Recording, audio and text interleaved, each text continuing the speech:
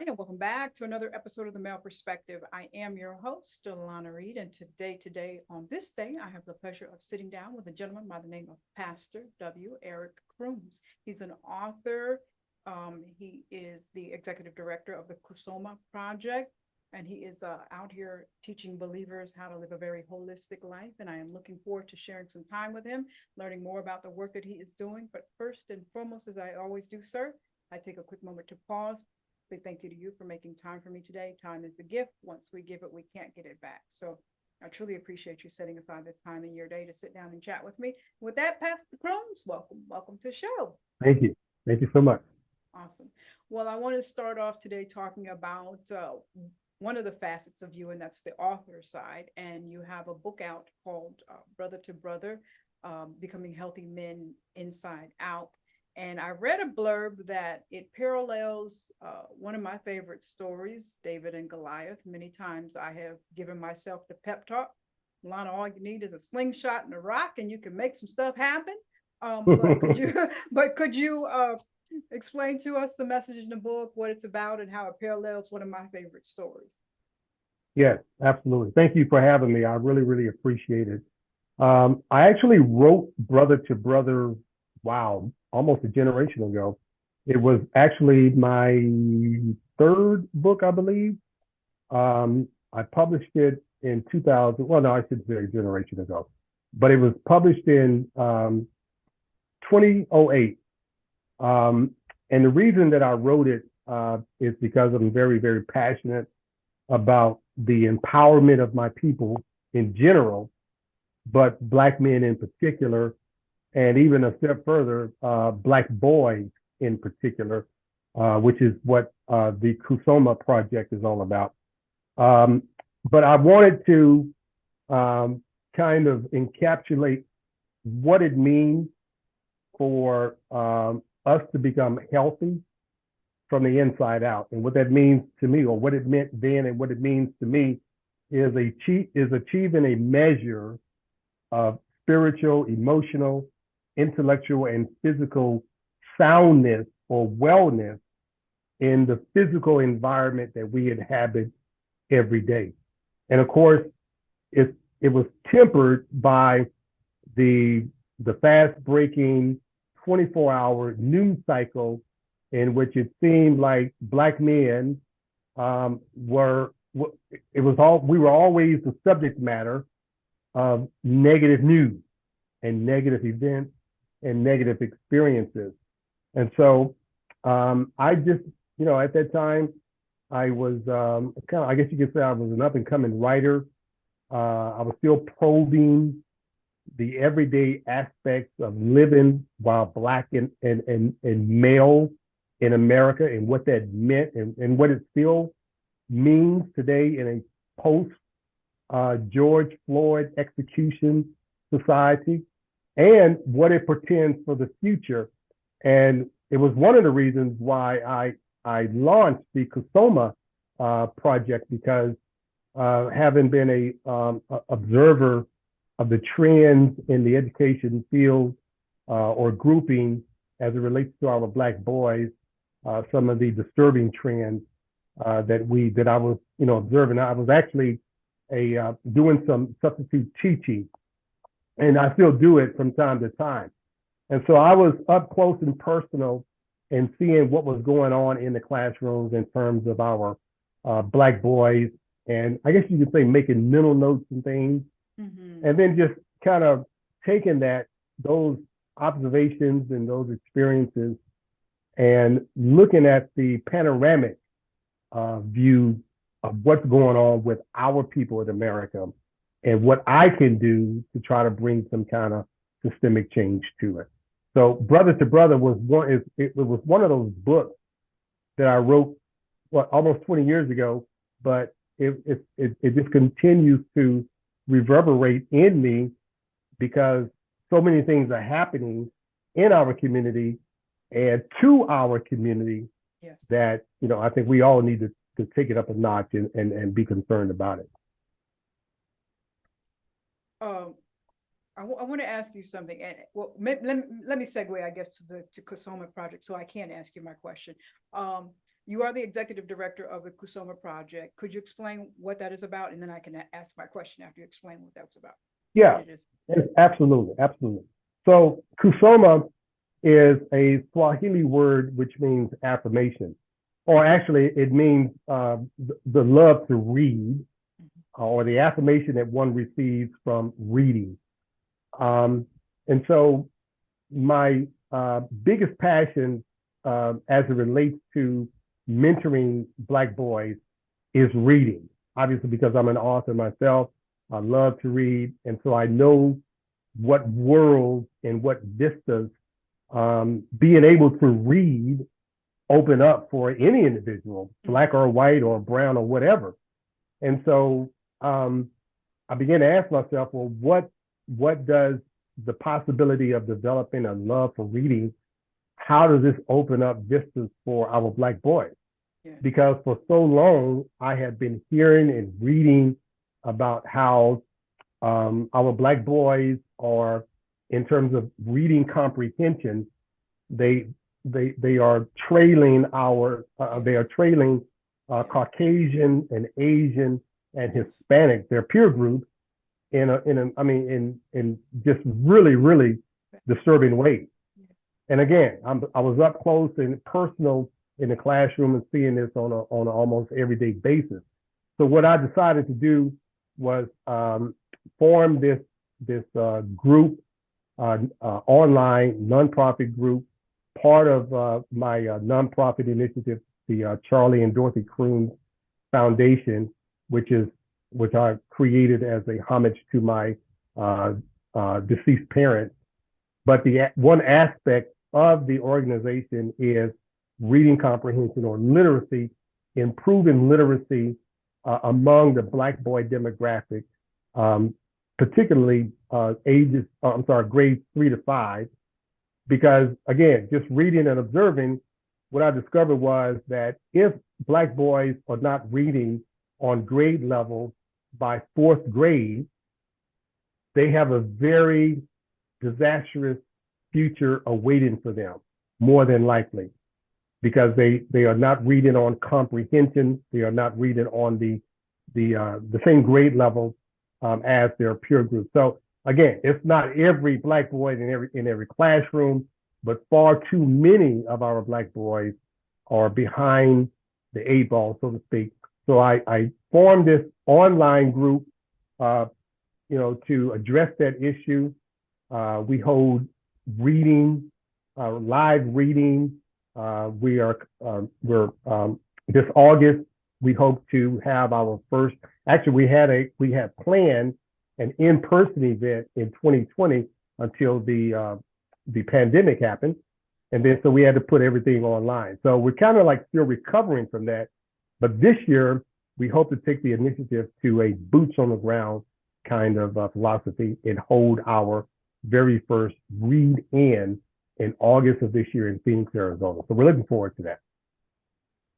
So now I can ask my question that I was thinking about when I was listening to you. You have spent some time in the educational arena, and every time I come across one of us that has sat in a school setting, because I constantly over the years, year after year, hear the same message. Our Black boys are not coming out of the educational system a lot of times being able to read. Can you explain what is going on? Why is this phenomenon happening? Are they just why are our boys not being taught to read? I think it's a combination of several different forces that are at work at one time. So I think it's difficult to point to just one thing. Okay. And I guess the best approach is to point to what we can control. Obviously, in the classroom or in any school district, there are going to be some policies that we don't agree with in terms of instructional approaches, in terms of how to develop curriculum to fit one particular demographic, and how to conduct oneself as a teacher to that child. Gotcha. who may be coming from a situation that's not the best. I Okay. mean, from the time that I spent in classrooms and having dealt with several instances where there may have been a young Black boy who was acting out, you know, the approach there could be different from a administration perspective, but obviously I Gotcha. was not in administration. Gotcha. So, you know, what it took for me, as far as I'm concerned, is I guess you would call it just personal intervention. Okay. So with me, it was something like just taking that kid aside, having a little talk with them, and you know, things of that nature. But I mean, the problem, Lana, it's so huge and it's so massive that it's really hard. And I'm just a novice. I'm not I don't count myself as an educational professional by any stretch of the imagination. I'm in ministry. My degree is in sociology. I'm currently in seminary, but it's something that I'm passionate about. And so I see these trends and I'm asking myself questions. Are there things that we can be doing in our community? Yes. And the answer is emphatically yes. Yes. And so if we, you know, I ran across a person several years ago, a Black parent, and that parent said to me, and we were addressing this issue of, you know, why, you know, the question you just asked about why our Black boys are not reading on a higher level or as high a level as their peer group. And this person said to me, everybody don't like to read. And that stayed with me in my spirit.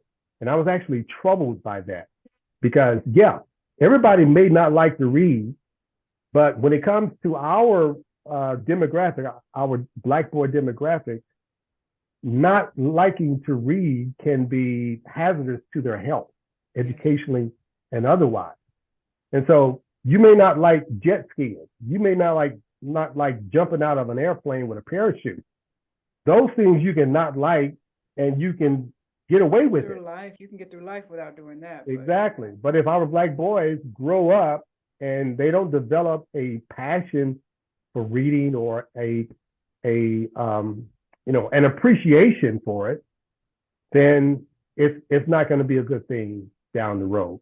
So I don't know if I can really answer that question as to why, because like I said, there are so many things going on, and we just have to get our hands around one thing that we can control. And what I try to control is mentoring, which is what the Kusoma Project is all about, mentoring and helping these kids move through that process. So the Kusoma Project, we'll be having some in-person live readings, or what other programs is the Kusoma Project involved in? Yeah, live reading. We do the readings online. We'll assemble, parents will assemble, you know, their young Black boys in front of a live reading. We're assembling a group of Black professional men who will be reading to these young Black boys. We want, if the pragmatic goal is anything, it's this: we want Black boys to read 20 minutes every day, and we want them to read to somebody, and we want somebody to read to them. In other words, that's the most pragmatic way to develop reading skills. Now, again, you take this and you cast it against what, you know, how the school and how the administration and school districts and how they approach it, it's going to be a different result. So it's something that I think we can do pragmatically and make a rather nuanced difference in what we do. And the live readings, like I said, we're preparing for a community-wide reading event. So we hope to gather the community of Black boys, bring them, and we're gonna, you know, have free haircuts, free refreshments, music, things, the whole thing, things of that nature. And of course, while they get the haircut, we want to have them with a book in their hand, and we want them to read.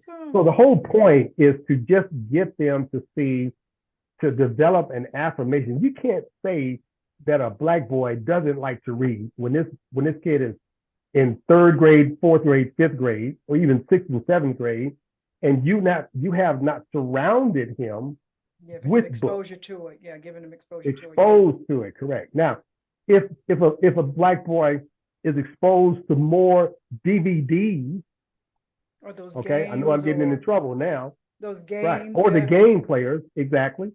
If they're exposed to that more than they are to books, then there's a problem.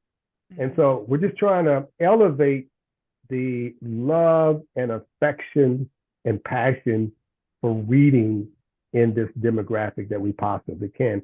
And so many other groups and organizations are taking the task by the horn and doing a wonderful job at it. So we're just trying to do our little part here. Yeah, it takes everybody to do their part. It's always been puzzling to me, and I guess it's because the age bracket that I fall in, and especially being from the South, the culture, the message was we had to fight to read. We had to fight to read. So it was just assumed that reading was something you wanted to obtain. But fast forward, it doesn't seem to be something that a lot of the younger black community seems to be really interested in. But it was just something like, we fought for this, so we're going to learn how to read. Right. So it's the shift in generations, I suppose. Right. I agree. Okay. And it's one of my favorite authors is Dr. W.B. Du Bois. Awesome. And Dr. Du Bois talked about what he called the talented 10. Yes. And he was basically challenging the generation that he worked in to let's take the race up by classical education and by becoming leaders, developing leaders in our community. And I'm not saying we're not doing that, but I think we do need to kind of rebirth that idea, that concept of the talented 10. And going back to what my sister said about everybody not liking to read, there's another sentiment out there that not every kid is built for college. I don't have a problem with that because college is a discipline, obviously. The Lord blessed me to go to college. This is my third time trying for my seminary degree. So listen, it's a lifelong pursuit. Yes. But beyond colleges, there are trade schools. There are skill sets that we can push our Black boy demographic into. So to me, it just goes back to that Du Bois concept of the talented 10. College education, trade, entrepreneurship. Yes. Giving back, social leadership or social entrepreneurship, I should say. Not just business. I mean, we're big on making money, but we also need to be as big socially and trying to make things better, not just for our people, but for the American experience as well. So I guess I'm just old school. I mean, Me too. Du Bois was, you too, yeah. Du Bois was, he talked about this in 1903 when he was helping to form the NAACP. So, but those values still work in my book. Yes, and to go back to your focus on reading, whether or not you go to college or not, let's just say you want to open up a barbershop. You have to be able to read the lease contract. You have to be able to read, exactly, your suppliers' contracts and applications. Reading parlays into so much. So it's very important that, especially our young folks, you might not think it's going to be relevant to your life, but it just plays into all different facets. And it's really important that we grasp that one little piece, so. I totally agree. Totally. Well, let me segue before you and I end up talking about that part that we're both passionate about. You've recently released another book, and us believers are a little late to the party, but we can still get on board. The 31-day agreement. What's that about? 31-day agreement. Yeah, we just wrapped it up today. Actually, I just got off Oh, we're late. the We're late to the party. We're real late. Okay. but you're right, it is ongoing. Okay. But what and I have been talking about agreeing with God for a couple of years. I was just going back over my archive, and I think I first referenced it back in 2020. And of course, that was the context of the pandemic. Everything was in chaos, and we didn't know what was going to happen next, and all of that. So I started talking about agreeing with God, getting into agreement with God. But moving into this holiday season, on the cusp of a new year, the Spirit just laid in my heart to take it up to another level and actually try to convene some like-minded believers and form an online community where we can believe and agree, we can share and care, we can grow and become. And so it wasn't a lot. We had maybe 15, 20 people. Then we had maybe another 60 people on the equivalent page. But the idea was for us to just do those things together, to believe God together, and not knocking the whole concept of resolutions, New Year's resolutions. But like I said on the broadcast, getting into agreement with God is the ultimate New Year's resolution. And so if we're believing God for breakthroughs in relationships, breakthroughs in health, breakthroughs in finances, fine. A lot of people have those aspirations, but as believers, we operate with a sense of hope. We operate with intention and with purpose. So we came together for 31 days, and we did 4 things each day. We prayed. Now, when I say we came together, I don't mean we came together every day online or in person, but each person was charged in their own way to get a journal, to have their Bible, to get a pen, and to do 4 things. Number 1, to pray. Number 1, to affirm. Write an affirmation. You cannot believe how powerful affirmation is. Mm-hmm. And when you do this from a biblical sense, it's even more powerful. And so number 3, and this was my favorite, to do something for self-care. If it was just a power walk, a 20-minute walk, if it was just sitting in silence.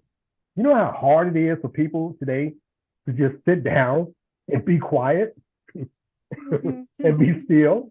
I mean, it is, and these are people, I'm a single guy, so I have a 16-year-old son, so I don't have the hoopla of chasing around my 4 or 5-year-old. So I know what it's all about. But to find time and engage in some type of self-care for 31 days. Again, whether it's going for a walk, whether it's meditation, just getting on your floor and doing a plank, a push-up, or something more nutritionally valued, drinking 8 glasses of water or something like that. And then the 4th leg was to agree. Write down something every day that you're going to get into agreement with God.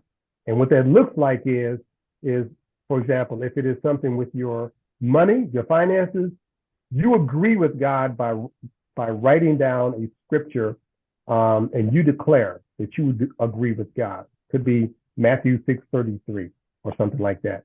So we did those 4 things, and then we had 4 instances of fasting and praying. Every 7 days of the 31 days, we fasted and we prayed. And I mean, for me personally, and just giving feedback from some of those who participated, it was quite the experience. I mean, it took me to another level in my spiritual life because it's a spiritual undertaking. Yeah, it's good to talk about, what you want to do with your finances in the new year, how you want to lose weight, how you want your relationship to get better. But the first, and it is first and foremost a spiritual growth undertaking. And that's what we wanted to accomplish. And I know I did myself personally. I was really, really helped by it. So the book is the next step. I'm currently putting the finishing touches on 31-day agreement, your new season, new levels.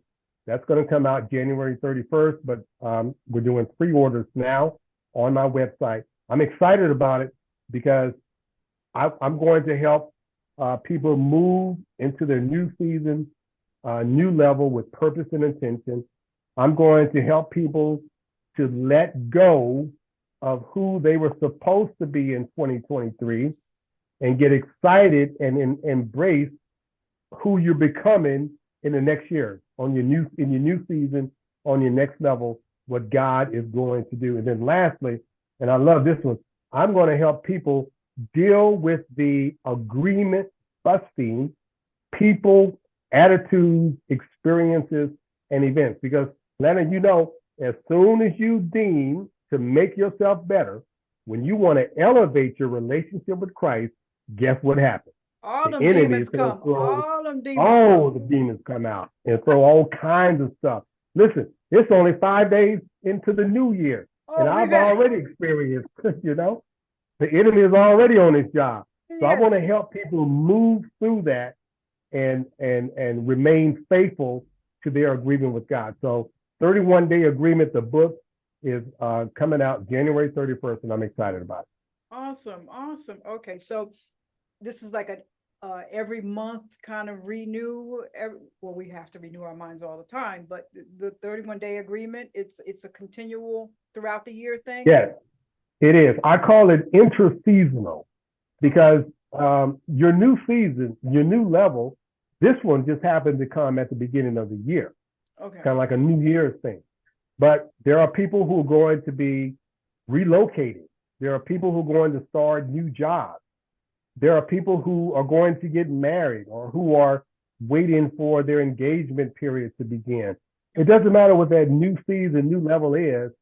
This approach, this faithfulness, and this agreeing with God is something that is going to make that person's new season, new level, something that they can really appreciate and value.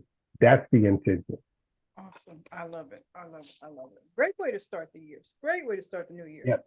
Because we've already started this year in the media with some challenges already. So we need Pastor Right. Croomes. We need Pastor Croomes. You also have something going on, and you know, in the Black community, especially in the Black church, historically, it's not been the most healthiest of place. In my younger day, one of my favorite spots was to hang out with the cook, and the food was always very unhealthy, and that tends to lead to a very larger portion of the congregation being unhealthy. But you are a pastor that kind of encourages believers to live a healthier, holistic lifestyle. And you have a 14-day tummy program. What is that about? Because I think I might need to sign up for that one. Okay. Yeah, it's part of what I believe is our mandate as believers. We represent the kingdom. We represent God, the creator of the ends of the universe. And, you know, when I was coming up, there was a saying that God don't make no junk. And so when God made us, when God created us, he created us beautifully and wonderfully, according to the psalmist. So I'm actually a transformation coach. I got, which kind of like is not the panoramic experience of my ministry, because I've been preaching and been in ministry since I was a senior in high school. But as I moved through college and got out of college, but I always had this passion for fitness. So I always worked out, tried to take care of myself, tried to make good eating choices and things of that nature. And people were always coming to me when I was in corporate America. They were coming to me saying, "Hey, Eric, how do you lose weight? How do you get rid of this fat around your belly? Yada, yada, yada." So I made a decision to go ahead and invest a few $100s and get certified as a trainer. And that was back in 2009. And so the more I launched my business in 2009 and started training people from a strictly physical perspective, you know, their physical bodies, helping them to lose weight, tone the tummy, make better choices nutritionally, etc. But as I was moving through that, Lana, I was picking up on things like, their gripes, their grudges about life, their stories about their children, their spouses, their jobs, and all of that. And I said to myself, I'm not just a trainer, I'm actually doing some life coaching here. And so I actually went back, got a couple of more certs, and became a holistic lifestyle coach. And now I call it transformation coach, because the pathways that I use now are not just the physical, but the physical, the mental, and the spiritual.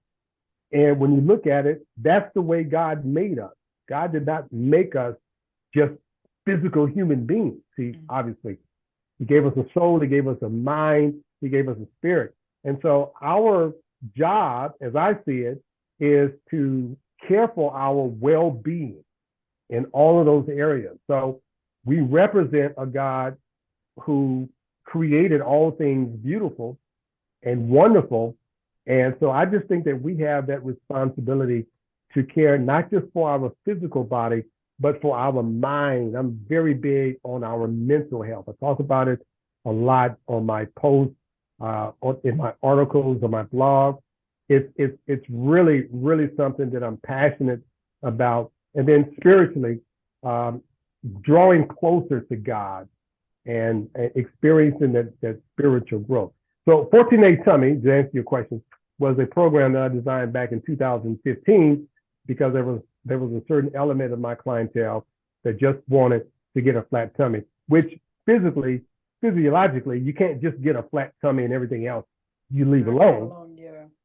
Right, but I get the point. You want your tummy gone. So I developed a program that was designed to address that through fitness workout, nutrition, and cleanse or detox. So those are the three components of that program that I help people. So my slogan for that is, I help people live, move, think, eat for body, mind, spirit, wellness, and get flat tummies in the process. Awesome, awesome. Well, our bodies are a temple. So if we're going to Exactly. honor, if we're going to honor God, we have to honor the temple. So, all right. Let me go back real quick. You said you had a 16-year-old. Does he like to read? I'm assuming so. Does he? Oh yeah. When he was with me, it was mandatory. He had to read 20 minutes. And he loves books. Okay. And we talk about books. We talk about different authors every now and then. Of course, he's 16 years old. He's in another world now. Yeah, he's doing other things now. Yeah. Right. But yeah, he does love to read. Okay. All right. Well, let me close out our time today talking about these two very special people in your life that you mentioned you have a foundation for, Charlie and Dorothy. Right. Okay. So I know part of the foundation is the reading literacy. Are there some other things that the foundation does? Yes. The literacy is number one. Community wellness is something that we also are doing. We just finished a initiative for socks for the homeless, helping. We were encouraging others, soliciting new or gently worn socks to pass out to the homeless here in Fort Worth and in Phoenix as well. And so scholarship also. So the scholarship is a huge part of it. At some point, we want to be able to actually award an academic scholarship to an inspiring scholar from the Phoenix community and the Fort Worth community, and help them to achieve their educational goals. So those are the three elements that we major in the most. Awesome. Fort Worth, Texas news. Yeah. Texas is one of the states that has the highest amount of book bans going on right now. So right. You've got some challenges going on. You've got some challenges. Yeah. It's actually one of the school districts to the north of me in Keller that has been receiving the most attention. And it's really something I mean, we could talk another hour about it, but it's embarrassing as a Texan, even though Phoenix is my home. I call myself a Phoenician, but but it is embarrassing. Yeah, it is embarrassing. All But right, it's something that we're going to address, though, for oh sure. yeah, oh yeah, oh yeah. You know, I just it doesn't. I mean, for whether or not you're black or what, I just think you need to be exposed to black literature. It just broadens the mind. So, Right, um, right. one I'm last certainly question. not in for banning books of any nature. I think Oh no, oh we no. have to let our children, make those calls when they read. Yeah. Well, one last question before I let you go for today. Well, maybe two more questions. Today's church, Christian Black church, it's a little chaotic, and I don't want to get into that. It's got some stuff going on right now. But in that we have people out here actively searching for God, looking for God, trying to find a way. What advice would you give to that person out there who's just really trying to find their pathway back to God? Um, I would tell that person, number one, to keep the faith and to understand that the dynamic is a two-way process. It's a two-way street. One of the unfortunate things that has happened coming out of the pandemic, but also which preceded the pandemic, is the privatizing of faith or religion. This feeling that, I can do this all by myself. But that's not the way it was set up. The way it was When set up two or was more. that two or more, exactly. And so our job is to nurture our spiritual life, to read the Bible, study the Bible, to pray, to fellowship with other saints, and to be in a place of community where we are working out our faith with other like-minded believers. That's the way it was intended, and that's the way it's still intended. So what I would say to that person is, keep your faith, keep the faith. If anything, from a practical perspective, find you a Bible-believing, Bible-preaching, Bible-teaching congregation, and ensconce yourself in that congregation so that you can feed off the positive energy coming from that community, and they can feed off of you, because that's the way it was intended to be. So that's what I would say to that person. Keep the faith, find you a Bible teaching church and pastor, and just, trust in the Lord from there. Awesome. I love that. Bible teaching, that I think that's what's kind of getting watered down a lot. People are. Yeah, exactly. So let me ask you my random question, and then I'm going to ask you to tell us how we connect with you. So let's see what we've got here. For the past. You tell me if this is decent and in order for a pastor. If not, I'll pick another one. If your partner were to surprise you, what would be the ideal date for them to take you on? Oh, the ideal date to take me on, eh? I would say, now, if the love of my life is invested, I would say a trip to Paris. Who wouldn't want to go to Paris, right? Yeah, right. But if not, a nice, I'm a lover of theater. I actually wrote a theater piece myself years ago. Awesome. So I'm a lover of theater. So a nice play, and then maybe a nice dinner. Awesome. Because I wouldn't want to eat dinner before the play. and just a peaceful evening like that. That to me is one of my favorite things to do. Best thing, making memories with a loved one. That's great. So, sir, Pastor Croomes, tell us how we connect with you and possibly pick up the books and get involved with some of the work that you're doing. Absolutely.